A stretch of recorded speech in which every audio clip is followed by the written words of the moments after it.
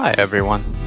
Those who are having problem with their headset, one side of the headset is not working and the other side is working fine. Let's say your left side is too low and your right side is working perfect, or your left side not working at all.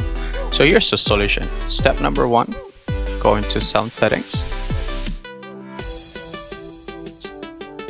and double click on that and go under level, and step number two, which is click on balance and start adjusting the slider.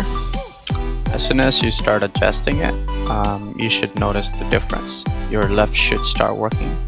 As you're doing this, you should be playing a song or something in the background so you can notice the difference, right?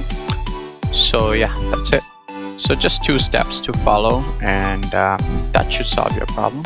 It solved mine, at least. So I'm not sure if it's a universal solution, but I think it's worth a try, right? Rather than contacting support, waiting for God knows how long. So okay, I hope it works. All right, have a nice day. Cheers. Bye.